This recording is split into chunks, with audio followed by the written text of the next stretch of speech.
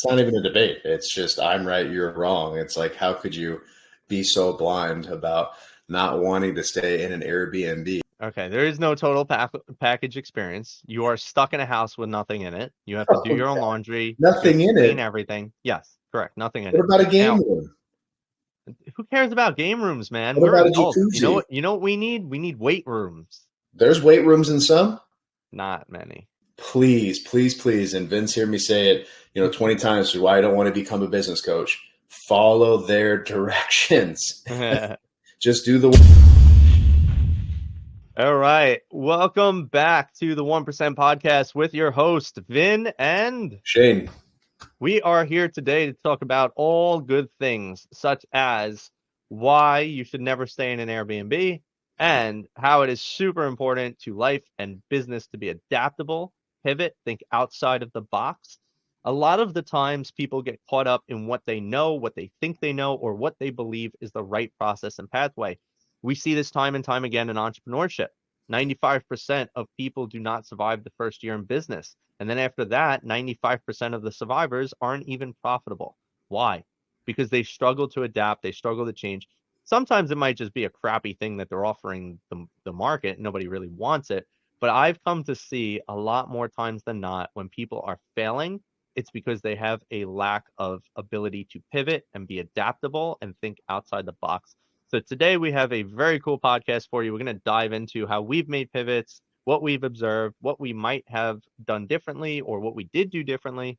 And I guess we'll start with just talking about the good stuff, though, because Shane and I were in a little bit of a debate about Airbnbs and hotels. I will never stay in an Airbnb. Not even a Shane debate. seems to love them. It's not even a debate. It's just I'm right, you're wrong. It's like, how could you be so blind about not wanting to stay in an Airbnb? Hotels are cool and stuff like that, but Airbnb, you get this experience, right? If you're going up into the mountains and you want to rent a house and it's got a game room and it's got a pool and you want to hang out with 8 or 9 of your buddies all together, like it's just an experience. A hotel room, it's a hotel room. Cool. You can get a suite and, oh, look, I got a decent view, but it's not like a great total package experience. Like that's what I'm getting with an Airbnb. Okay, there is no total package experience. You are stuck in a house with nothing in it. You have to do your own laundry. Nothing in clean it. everything. Yes, correct. Nothing in What it. about a game Now, room? who cares about game rooms, man? What We're about a adults. jacuzzi? You know what we need? We need weight rooms. There's weight rooms in some. Not many. And if they are, it's like one little dinky bench with like 3 dumbbells. I Here's mean, what I look for. The number one thing I look for when I travel is I scope out the gym. If it has a crappy gym, I will not stay at the hotel. And if it doesn't have a gym, I will not stay at the hotel. And that's actually my biggest deciding factor. Plus, you want to talk about amenities. A hotel has everything you could possibly need, including food that you don't have to cook yourself. I don't understand wanting to stay in an Airbnb. See, I've done the whole thing. In fact, every year, my family likes to rent a house at a different lake, and we go and we have a lake house vacation. It's highly inconvenient. I have to find a gym. I have to then drive to wherever that gym is. So I always have to have my car or I have to rent a car. Then I have to come home. I have to cook food. Then I have to make the damn bed, do my laundry. Like, why not just stay at home if I'm going to do this? It's the same damn thing, except, oh, now I'm in a mountain or on a lake. Yay. I get to do laundry on a lake. Like, bring the little thing out and sit in the lake and go, like, what's the point of this? First off, it's not 1927, all right? All the sheets are done. In every Airbnb, all the sheets are already clean and pre-made and on the bed. As far as the gym, there's a lot of Airbnbs that have gyms. If I rented my house out, guess what? It's got a gym. It's got ellipticals, weights. It's got bench press. It's got a whole thing. I'm not saying, I got everything on there, but it's a good gym to get a good workout in. Second, do you really have to drive to go to a gym if you're at a lake house vacation with your family? Come on. I drove this year while I was at a lake house with my family. I had to drive every day 30 minutes one way to go to a gym. You're just ridiculous. I'm not. I mean, that's good. I love the willpower there, but I just don't see anything wrong with doing 10 minutes of, push-ups and sit-ups and, free and even no weights, just squats and anything like that. I just don't see why you have to go to a gym on a vacation with your family. Because your body doesn't take a day off just because you're in the gym. How about a hike? Yeah, How I could about do that too. how How about about when I'm out on the lake, I go to the gym, then I go swim, then I'll go run around the lake area. so you Great. have to have a gym amenity. Like that's I just have like to. it's a no-brainer. No, if there's no gym, like for instance, okay, so this trip I have coming up right now, I'm dreading it because I'm going to be in an Airbnb. Now I have to rent a car or get an Uber every time I need to go to the gym. This is You're going to be just tough. bougie. You're bougie. I'm That's not what bougie. I listen. How about this? How about this? You know what would really solve this problem? If people started opening gyms up to being an Airbnb. I will sleep in the top floor, then go downstairs and work out. That's the Airbnb I would rent. I will tell you, I don't see too many Airbnbs with gyms on there. But if you're willing to spend the extra dollar, and I feel like that kind of, is counterintuitive because you could just pay cheaper rates for a hotel that has a gym, sure. But I still stand by the experience. If you're going with your family, if you're going with your boys, if you're gonna, want a quick little getaway, like that's what it is. It's the little experience that you're having with the family. Cooking, yeah, but you're cooking in the mountains. You're going hiking outside. You're doing these outdoor activities. Like when you're in a hotel, it's just like, I don't know. I treat it like it's just a hotel, You don't do any of the sheets. You throw everything around the room. Maybe that's how I am. I'm messy. And, No. I don't care about the gym as much. That sounds awful. Every single day, I lock my hotel room so that I don't have to have the cleaning service come in. I arrange my bed. I unpack, put everything in the drawers, have a neat little My wife. folded dirty pile. And Hmm. then I have my little workstation set up because usually there's a table or something in there. And then I go to the gym and then I could eat a cheeseburger or whatever in the hotel because I don't have to cook anything. So as soon as I'm hungry, I just eat. Life is so much better in a hotel. Plus, I think the biggest benefit at the end of the day is that you know what you're paying for. When I stay in an Airbnb, I can't justify any of the fees. It winds up being almost as expensive as the hotel when you look at, oh, here's a cleaning fee. Here's a I folded the sheet fee. Here's a screw you fee. Here's a fee because it's a fee. Here's another fee on top of that fee because it's a why not fee. And then you're hit with taxes. That's how an Airbnb works out. And then all of a sudden, it's more than the damn hotel. And you don't have a gym. Sometimes it can be like that. I agree Most with of you. the time. Sometimes, no, the Most Airbnbs of the I've time. booked like 20 times and they're pretty upfront with how their fee structure works. But I will say they do charge a cleaning fee, they do charge taxes, they do charge per person fee, they do have rules and regulations. However, you know what it really comes down to, and I figured it out just by talking to you about this. You're this new generation of person. I'm old school, man. I like to just go outdoors and have family experiences and just be absorbed around what's happening. Like, I don't need to have those amenities. I don't need to have, a cheeseburger. Is it nice? I love it, right? It's great. I'll go on vacation and I'll stay at a hotel. Absolutely. But if I'm doing a family vacation or a boys trip and we're going to the mountains and we're going snowboarding all the time and we're all hanging out, we're playing games and just having a good time, Airbnb all the way. That's what it is. You're bonding. You're getting closer. Like that's that old school mentality. And it's just like staying at a hotel room. You know what you get. I could do all of that after I go work out. Like, Let like me ask you, if the Airbnb had a gym, would that just change your perspective completely? well, two things then. The question is it a good gym? And how much am I getting charged with these fees? Because it's always, in my experience, it is typically as much, if not more than hotels. So I'd It rather just can. stay in a damn hotel. It can be, sure. So yours is cost with amenities. Like, what am I getting out of this cost Correct. compared to experience? Correct. I have to justify it. It needs to make sense to me. And don't get me wrong, Okay. I'm not opposed to paying. I'm happy to pay more money for a better experience. But if you're not giving me the things I need, and then you're going to charge me a ton of fees, and I still have to go and pay. Because by the way, when you go to a gym, because you're not in a hotel, it costs you every single visit. So not only did I have to drive over an hour to go to the damn gym every day, I also had to pay $20 a day. And then it's like, well, okay. I mean, not that that's even a big deal, but it's like, again, I'm hit with more fees. I don't have the amenities I need. Now I'm spending more money. So I have to put gas in the car. And I got to pay for the damn hotel.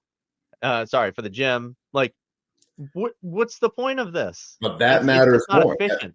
That's what I'm saying. But that matters. The costs and amenities matter more than bonding experiences with family and friends. No, no, And no. See, I'll give you another one more hold example. on. One more example. Whoa, but wait. Your example might not be Yeah, needed but that's what you because said. no. I said I could do all of that after the gym. And so I'm still up before everybody. I'm going to go to the gym.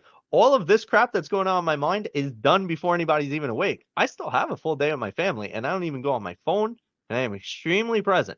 But I need to go to the gym. And amenities, not cooking for yourself and having clean sheets. And, well, essentially the laundry doesn't matter because in the hotel you don't do laundry anyways. So it's the amenities, and including the gym as an amenity. That wins hand over fist compared to experience. That's what you're saying. I And don't totally agree with that. to say the analogy because it still applies. You wake up, it's Christmas morning, your entire family is there, you're a kid. That's what I'm talking about. You can rent that cabin out in Big Bear or one of the mountains, and you're there with your whole family. There's no gym, but you're there with the whole family. Everybody's there. Your uncle is, being super loud and he's already hammered. And, your cousins are all coming around. There's, Christmas wrapping paper everywhere.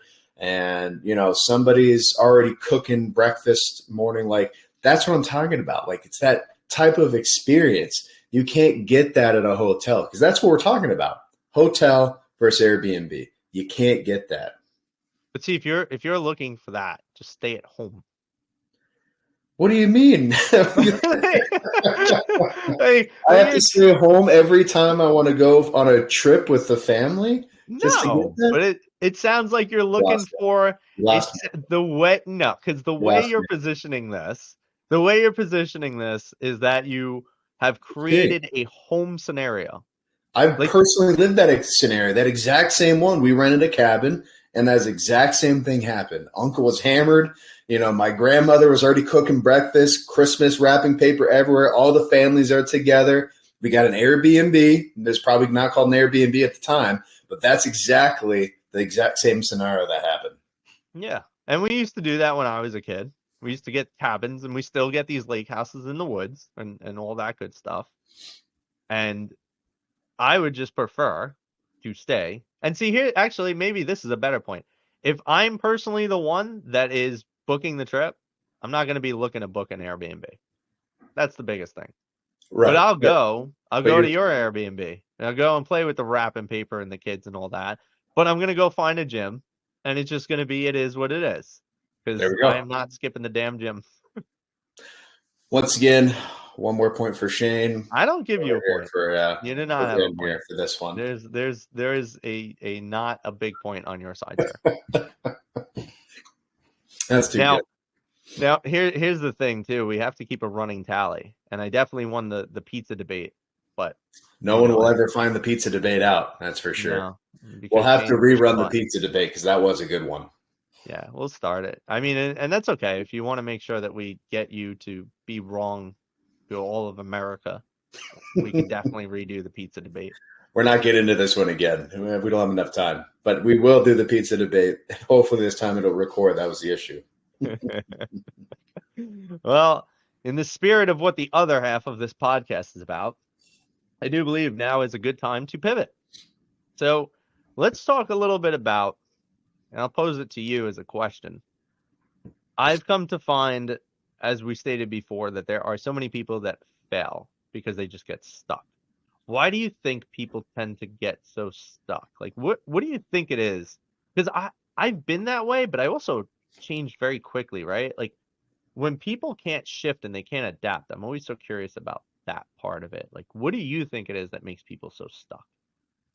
Well, it's funny. My son is he's 27 months old right now, but he first tried to learn how to ride a bike when he was 2, and his legs are too short. They couldn't reach the pedals, but that didn't, he didn't say, I want off, or he didn't cry about it. He just went Fred Flintstone style, and I love that even at 2 years old, that he can shift his mindset instead of crying and complaining and saying that I want off. He looks for alternative methods. And, that's it. It's a proud dad moment. It's like, that's my boy right there, you know? Yeah. I feel like people go through this throughout life. It's whether they just accept defeat or they look for alternative methods. Now, in my marketing career, when you're not in the corporate world, when you're in an entrepreneurship, you're going to face these a lot. So in my marketing, my business partner and I at the time, we went through this a lot, tons of failure. We didn't know what happened. I was and still am in my eyes, still a great salesman. And, I was confident on the phones, confident face to face, and I can close anything. However, on the marketing side, that's a completely different story. When you sell something and it doesn't come to fruition, especially for marketing, which already has a bad taste, people, it's like it works or it doesn't work. You have to figure it out. And that was our hiccup. We started with real estate, and for some reason, some would work out and some wouldn't. We weren't able to replicate and duplicate the same thing. So instead of putting our eggs and our attention into real estate marketing, figuring out what the failures were, we went on to other niches, and we did blue collar and white collar industries and tried all of them out. And it was funny. My business partner, after about a year and a half of doing this, wouldn't say successfully, I'd say, mediocre. We were getting by as an agency. We actually paid $10,000 for a course. And the big thing that we got out of this course was focus on one thing.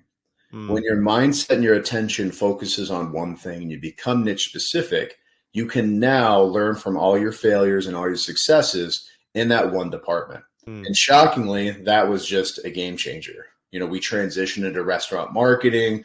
We learned from all of our failures how to duplicate and replicate. And we're able to build something sustainable where shockingly, I bought out my partner at the time, but I still own that restaurant marketing. And it's been close to a decade now. And it still runs because we learned from our mistakes.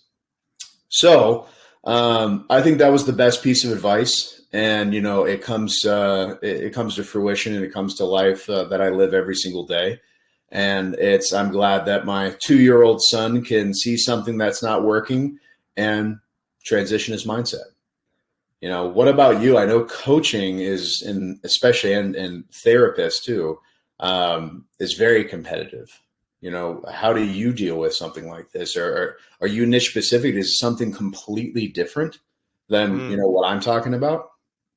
Yeah, that's a good question, right? Like when I think about, so coaching is coaching and therapy, it's all interesting, right? When I started out doing therapy, is actually very funny to learn that. So I got my master's in social work, right, with a clinical focus, so that I could really specialize in and practice psychotherapy and be effective at it. And it was funny to learn that social work is in the top 10 lowest paid fields in the US. Like your average social worker is making between about 30 to 45 or 50,000 per year. Jeez. Wow. And then what's even funnier is then I became a coach, and it turns out the average coach makes between 35 to 45,000 per year. It's crazy that And somebody can coach somebody else and only make that little. we'll see. And I think that's the funny part, because there's a lot of therapists out there. There's a lot of coaches out there. The quality is what makes a big differentiator.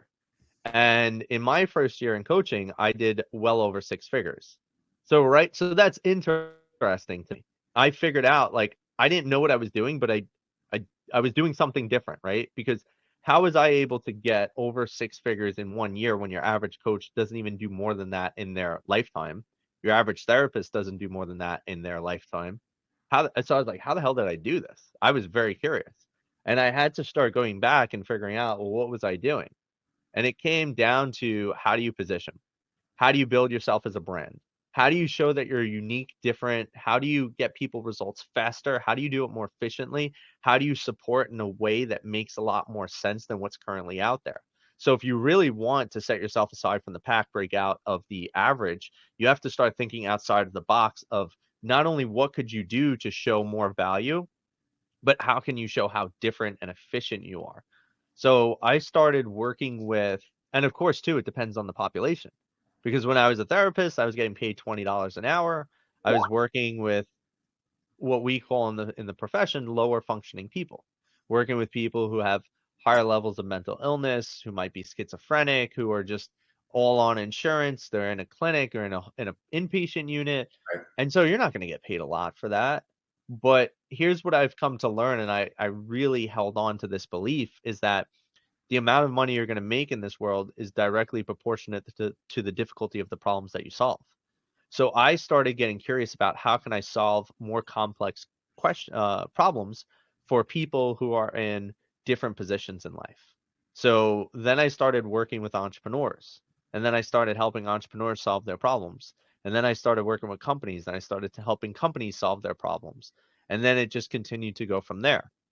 And I continued to study, and I continued to learn more, and I continued to become more proficient in the things that I wanted to do. And so as I continued to progress in that route, it started helping me stand out, right? Because now, if anyone who's listening might have, if you're an entrepreneur and you've probably gone to a therapist or not, maybe you felt like the therapist didn't really understand what you were going through, because a lot of therapists do not get the entrepreneur mindset. So I started becoming a bit of a commodity, because not only am I a mental performance coach, I'm a therapist who understands the entrepreneur mindset. So now you don't have to think, well, I'm going to go to therapy, but my therapist isn't really going to get me. He's not really going to get to help me. And it started becoming this newer thing that people were excited about, as opposed to like, I could see this as a waste of time. So that's how I made a lot of the pivots in my ability to create a more successful coaching and therapy practice. And I also added that unique value prop, because if you go out there, you're not going to find many coaches that are like, oh, I could also do therapeutic work, and vice versa. You're not going to find a lot of therapists that are interested in doing coaching work. So it just started becoming its own unique thing, which allowed me to become a unique type of position or commodity, much like what you did with the VA group, right? How you switched it to become a different standard, how you saw different ways to operate that would set you aside and create ultimate success for you and your company. I think that you're a double threat in a positive way. That the fact that you can be a business coach and a therapist. And I love that you have the background in just helping people in general, from where you started. And now you've transitioned to a higher level of thinking, right? Sophisticated, successful entrepreneurs, which I think makes you into a better coach, because you're dealing with higher level problems who are overseeing teams and individuals, and, usually just bigger issues is what I'm getting at. Yeah. And I could personally say that, Vin's helping my team out as well. And, so far phenomenal results. And, I appreciate that.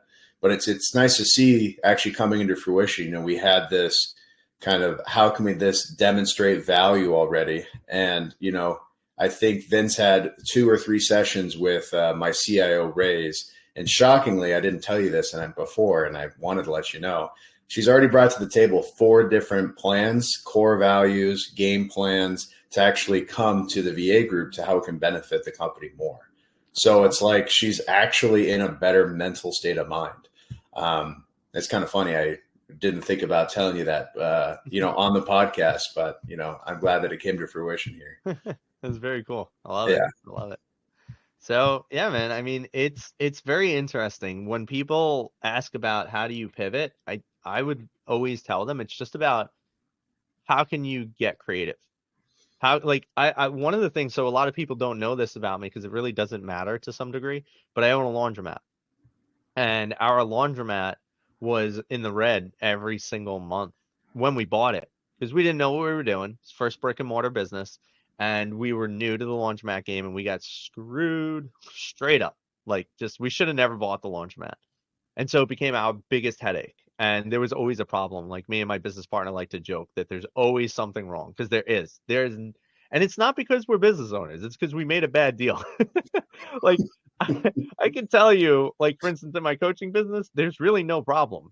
And Shane, I know you've gotten your business to a space where you don't really have to deal with problems either, to some degree, right? But every freaking week we have some sort of a crisis, or we did for over a year. with this laundromat because we didn't do our homework, we didn't do it properly. And so we were trying to do things without somewhat adopting, right? Or adapting, I should say. We were trying to see how can we increase revenue, right? Like your average business owner's thought is how do I increase revenue? Or how do I beef up the bottom line? And we were trying to do that. We were trying to cut costs. We were trying to increase revenue. We were trying to do everything to keep the business the way it was. And just we thought, hey, if we increase revenue, we fix the problems, which could be true sometimes, right? But we had to really, yeah, Shane's shaking his head because it's true. Maybe it's not true sometimes. But what we wound up doing, which saved the business ultimately, we were losing still like 1,500 to 2,000 a month every month. Now, luckily, we had a big cushion in the bank account because we raised money between friends and family, and we got a good amount of capital to sit there. And we're like, okay, cool. So for the next 2 years, we can lose money every month and still operate, which is a which is a horrible thought process if you want to fix things, right? But what we wound up doing when we got really, really cut and dry on what does everything cost, like granular to the cent, we figured out the thing we were trying to enhance, which was our drop-off service, was the thing that cost us the most money. And when we were bringing new clients, it would continue to cost us more money because it enhances the utility bills, and we have we have to pay, right? We have to put in the quarters to run the machines so that we could do the drop-off service because they don't have to pay to run the machines. We put in the money. So every week we have to subtract what we used in machine money from our profits. And so, as you can imagine, with our thought process of let's just bring in more clients, we'll make more, but we have to also subtract more, and utilities continue to go up. So now we realized the biggest way, or the only way we're going to save the business and get it profitable, by firing our employee to some degree and giving her the drop off service. So we made her a business owner. She now runs the drop off service. All the money we had to minus from our profits for drop off now became full profit. And we went from losing about 1,500 to 2,000 per month to making 4 to 5,000 per month in profit. So there was like a 7,000 flip on just doing that. And that to me, like that was the last thing we wanted to do because we think like, hey, it's our laundromat. We're supposed to offer drop off. And we can't get rid of drop off because people expect it and we'll lose a ton of income. But all of a sudden it's like, wait, we will be massively profitable. The headaches go away because we don't have to deal with annoying customers. And all of a sudden we're good. Yep. If you just bring somebody on too. That's it. And we got rid of all the payroll fees, we got rid of all those other taxes, we got rid of all the insurances. Like we not only saved a boatload of money, we started making so much more. And Right. so it's very interesting because it's the thing that we really didn't want to do most because we felt it was a core component of the business. By getting rid of that was actually the thing that saved and made the business wildly profitable. I love it. And that took, how long did it take you to realize that? It took us a little over a year. We had been burning through cash for about a year. Honestly, and here's the biggest truth, right? If we didn't have that cushion, and we're not dumb, we knew we had to keep a lot of money in the bank account because the bills were wild. So we did everything else first. And I think this is what every business owner tries to do. First, we tried to cut costs. We made deals and negotiated contracts to get lower utilities, which you could do if you have a laundromat, by the way. In fact, a lot of businesses have that capability, at least in New York. I don't know about other states, but if you're listening and you're a business owner in New York and you use a lot of utilities, there are ways, third-party delivery systems that will cut your costs significantly for utilities. And so in doing that, we thought we'd start seeing profits. We didn't. Then we looked at, all right, how can we get soap or sell products? How can we get the products we sell for a cheaper price, like better wholesalers? Then we went through how can we cut costs of additional services like, pesticides or people that are coming into clean, like how do we reduce that? And we went through almost the scarcity mindset for our business. Like, how do we just cut right, so that we can save a few dollars instead of how could we cut to generate dollars? Because that's a very different mindset. right. So as we went through all of that, we were just consistently losing money for a year trying to keep our business exactly the same as it was. But at the end of the year, we were just like, all right, we can't keep operating like this. We're going to lose money for the next 2 years. And we could keep losing money every month and try to just pump up this drop off service. But does that make sense? And the See, answer was no. the the good thing that you brought up here is what's called bottlenecks. And a lot of business owners, they don't know how to overcome bottlenecks. And there's a point even with myself but I realize it, and that's the difference. And I'll talk about that in a second. That you have to realize when something's not working, you have to fix it. You can't just be like, well, it is what it is. And that's what we're talking about as the one percenters is 95% of these business fail because they don't know, or they don't want to know. They don't want to learn, which sounds crazy. It sounds crazy. But what you did is you dissected, and it took a whole year, which my marketing, probably about a year and a half to 2 years, is when I realized we got to transition. We got to make a change. And that's why we spent that $10,000 that we didn't have at the time to go to this course to learn how to be niche specific. What you did is essentially just common sense, right? And it's so crazy that you just went down and you said, okay, how can we get cost cheaper and become more profitable? Here, this didn't work. Okay, let's try this. This didn't work. Okay, let's try this. It's crazy, but that's how it works. And now you're going to get to a point where it's, okay, well, how can we duplicate and replicate this process with a different laundromat? Maybe it's in a different city. Maybe it's 4 blocks away, but guess what? There's going to be different problems and issues. Maybe half the washing machines break out and it's like, or they die, and you're like, well, crap, now I have to, buy new ones, or do I buy used ones? That's what we do day in and day out, as we do these bottlenecks. Yeah. So the one thing that I wanted to point out for bottlenecks is you need to realize that you're in a position that you have to get out of. Otherwise, you're going to see stagnancy. And stagnancy is death in any type of business. If you're going to stay the same and you're not going to improve, guess what? It's going to be like that. That's how it always is. You have to evolve. You have to change. Even with my virtual assistant company that I'm only in it 4 or 5 hours, a week, my directors provide reports and updates, and I meet with them on a quarterly basis to try to get, how can we improve? How can we fix? Every single quarter, I meet with every single person in my back end and director team. Say, okay, how can we evolve? How can we change? How can we reduce churn? How can we reduce employee retention? How can we increase, our costs? And how can we reduce this? Every single quarter I do that. What I was getting at, though, if you don't know how to do that, you need to find somebody who does know how to do that. Just like I did way back in the day. And he was at a level where I wanted to be at, and I didn't know how, which is why I spent the money. And guess what? It got me to a point where I was able to, be at his level and eventually surpass him because I transitioned things. So if you're going to take something from that, find somebody who knows how to overcome your bottlenecks and talk to them and listen to them. And please, please, please, and Vince heard me say it, 20 times, why I don't want to become a business coach. Follow their directions. Just do the work. 100%, 100%, man. I mean, the biggest thing too is, and I think this is something that should not be taken lightly, and yet so many people struggle with it, is like, ask for help, right? How many times do people need support, but they don't ask? We were constantly asking. Our business broker somewhat mentored us in the laundromat because he owns like 7 of them. He's been in laundry industry for 30 years or whatever the case. And we would just constantly ask him questions.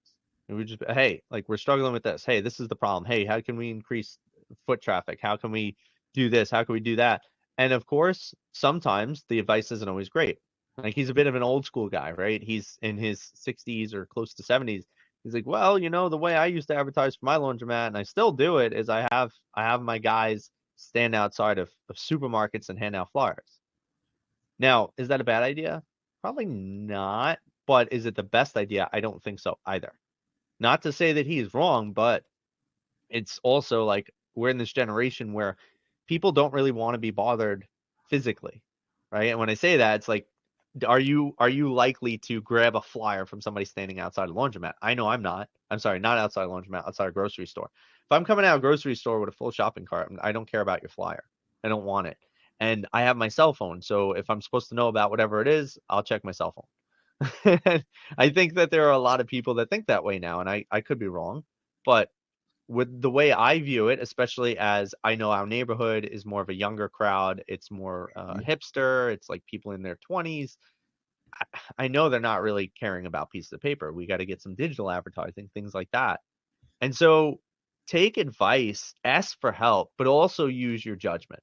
Look at what's going on in your environment, in your community, get to know your area, your space, who's there, who are you trying to appeal to. Like there's so much that you should focus on when trying to build a business, and it could be tough, but get to know who your customer is and then start thinking of creative ways to not only stay in business, but generate more. Yeah, I couldn't agree more. As far as the age thing, I absolutely agree. It's getting to know your clientele list and marketing it that way. If you do his same tactics, you're going to get his same clientele. Yeah. I mean, it's not a bad thing. Maybe his clientele is great and reliable for the laundromat, but who knows? Maybe they're not. Maybe it doesn't Are make they sense. willing to travel farther for you though? Like if that's your neighborhood and that's your clientele list and you know it, that's what I would do. I try different marketing tactics, but anyways. 100%. Well, Shane, what do you think? I guess, is there any pieces of advice that you feel would be massively helpful to anybody that is currently bottlenecked, or anybody who might want to start a business or is starting a business? Any pitfalls that they need to look out for?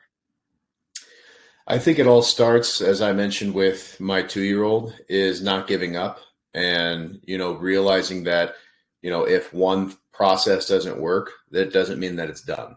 It Yep. means that you need to rethink or dissect things like how Vin did, realize where things went wrong, and try attacking it in a different way. Um, be niche specific and ask for help, I think are the biggest overview bullet points here that is a great piece of advice. Awesome. Well, I think that we definitely covered this topic for any of these entrepreneurs that might be listening, aspiring entrepreneurs, and we had a little bit of fun today. So I'd say this is probably going to wrap up today's episode. I think we hopefully gave you guys enough value. And if you have any questions, you could always reach out to either of us.